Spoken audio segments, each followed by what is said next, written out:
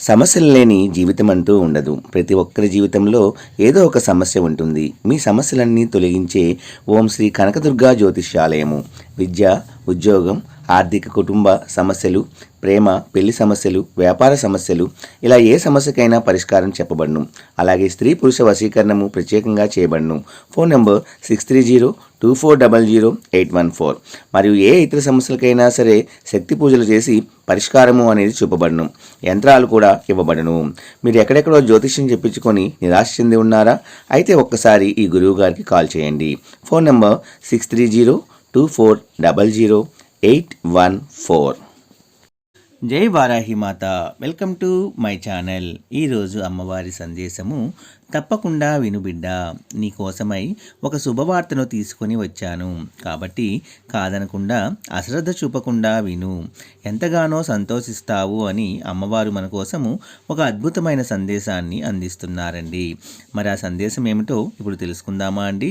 ఎవరైనా మన ఛానల్ని కొత్తగా చూస్తున్న వారైతే please like, share and subscribe and support my channel. Video కనుక మీకు నచ్చినట్లయితే ఒక చిన్న లైక్ ఇచ్చి సపోర్ట్ చేయండి ఫ్రెండ్స్. అలాగే 10 మంది మిత్రులకు కూడా షేర్ చేయండి.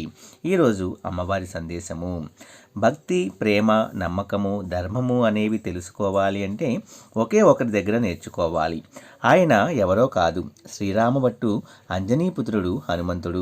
ఆయన ఎప్పటికైనా సరే రామనామం ఎక్కడ ఉంటుందో అక్కడే ఉంటారు అనేది సత్యం. ఇది ఆయనకు తెలిసినటువంటి ధర్మం. అలాగే మీకు నాపై ఉన్నటువంటి ప్రేమను, నమ్మకాన్ని కూడా నేను వర్ణించలేను. నా భక్తుల మదిలో మెదిలేటటువంటి ప్రతి ఒక్క ఆలోచన నాకు బాగా తెలుసు. ఎప్పటికప్పుడు నేను నీకు ఎన్నో అవకాశాలు ఇస్తూనే వస్తున్నాను. కానీ నీవు ఆ అవకాశాన్ని వినియోగించుకుంటూనే వచ్చినటువంటి కాస్తో కూస్తో ధనాన్ని అంతా కూడా వృధా చేస్తున్నావు. మరి ఇలాంటి అనవసరమైన ఖర్చులు చేస్తూ ధనాన్ని వృధా చేస్తున్నావు కదా. మరి భవిష్యత్తులో ఏ విధంగా బ్రతకాలి అనుకుంటున్నావు? ఇంకా నా నామస్మరణ చెయ్యి అని గర్జించి మరీ చెప్పటం లేదు కదా. నువ్వే మొదలుపెట్టావు. నా నామస్మరణ మధ్యలోనే వదిలేశావు. అయినా సరే నాకు కోపం వస్తుందని భయపడిపోతూ నీ కోరిక అసలు తీరుతుందో లేదో అని నామస్మరణ చేస్తున్నావే కానీ ధ్యాస పెట్టి మరీ స్మరించటం లేదు కదా. సరే, అందుకు నువ్వేమీ భయపడనవసరం లేదు. ఈ అమ్మవారు నీకు తప్పకుండా సహాయం చేస్తారు. అందులో అనుమానపడవలసిన అసలు అవసరం ఏమీ లేదు. అయినా ఇదంతా నాకు ఎలా తెలుసు అని అనుకుంటున్నావు కదూ. నా ప్రయాణానికి ఎటువంటి వాహనాలు కూడా అవసరం లేదని నీకు తెలుసు కదా. ఎక్కడ నన్ను చూస్తావో అదే నా దేవాలయం అవుతుంది. నా భక్తులు ఎక్కడ ఉన్నా వారిని నా దగ్గరికి తెచ్చుకుంటాను. వారు ఏమి చేస్తున్నా అణువు గమనిస్తూనే ఉంటాను. ఇక నీ ఆరోగ్యం పట్ల జాగ్రత్తగా ఉండవలసిన సమయం కూడా రాబోతుంది. అయినా అందుకు పెద్దగా భయపడవలసిన అవసరం లేదు. నేను ఉన్నాను కదా. నేను తప్పకుండా నిన్ను కలుస్తాను. నీకున్నటువంటి అనారోగ్యాన్ని నయం చేస్తాను. నా మాటలపైన నమ్మకాన్ని ఉంచు. ఈ అమ్మవారు నీ వద్దకే వస్తున్నారు. నేను నీ దగ్గరికి వచ్చినప్పుడు నీకున్న బాధలన్నీ మర్చిపోయి మనసంతా కూడా ఎంతో ప్రశాంతతకు లోనవుతుంది. దైవ మార్గమే నీకు మేలు చేయబోతుంది.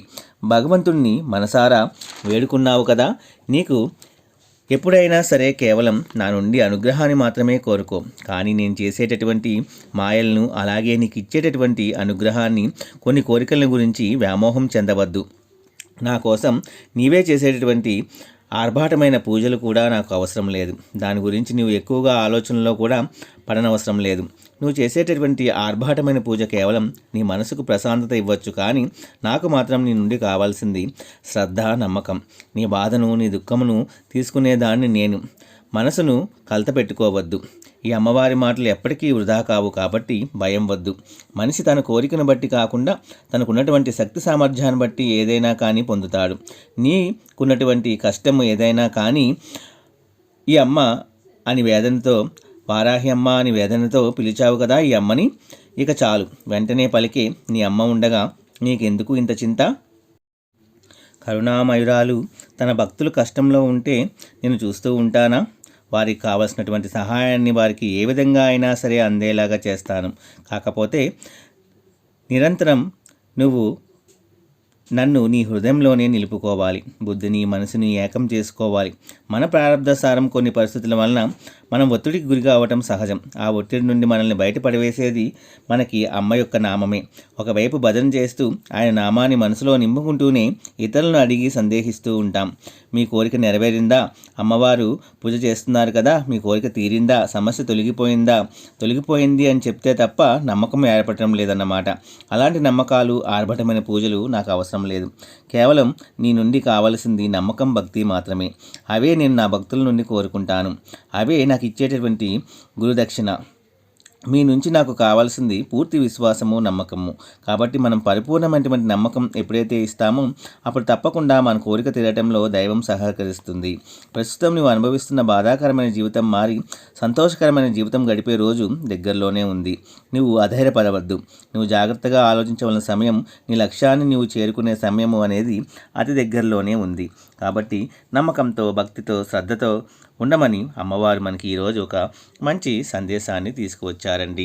కాబట్టి అమ్మవారు మరీ ముఖ్యంగా మనకు చెప్పేది ఏమిటి అంటే, నాకు ఆర్భాటమైన పూజలు అవసరం లేదు. నమ్మకంతో, భక్తితో నువ్వు చిత్తశుద్ధి కలిగి ఉండి ఎదుటివారికి హాని చేయకుండా ప్రతి ఒక్కరికి సహాయం చేసే మార్గంలో నువ్వు నడుస్తూ నీకున్న దాంట్లో నువ్వు సహాయం చేయగలిగే శక్తి నీకు ఉంటే అప్పుడు అమ్మవారు తప్పకుండా నిన్ను ఉన్నతమైన స్థితికి నువ్వు అడగకుండానే అమ్మవారు తీసుకువెళ్తారు. కాబట్టి ఈ వీడియో కూడా మీ అందరికీ నచ్చిందనుకుంటా ఫ్రెండ్స్. అమ్మవారు చెప్పే సందేశాన్ని తప్పకుండా విని ఫాలో అవ్వండి. మీ జీవితంలో మంచి అద్భుతాలు అనేవి అమ్మవారే కలిగేలాగా చేస్తారు. ఈరోజు ఈ వీడియో మీ అందరికీ నచ్చింది అనుకుంటున్నాను ఫ్రెండ్స్. నచ్చితే ఒక చిన్న లైక్ ఇచ్చి సపోర్ట్ చేయండి. అలాగే 10 మంది మిత్రులకు కూడా షేర్ చేయండి. రేపు ఒక మంచి వీడియోతో మళ్ళీ కలుసుకుందాం ఫ్రెండ్స్. సర్వే జన సుఖినో భవంతు. జై వారాహి మాత. జై జై వారాహి మాత.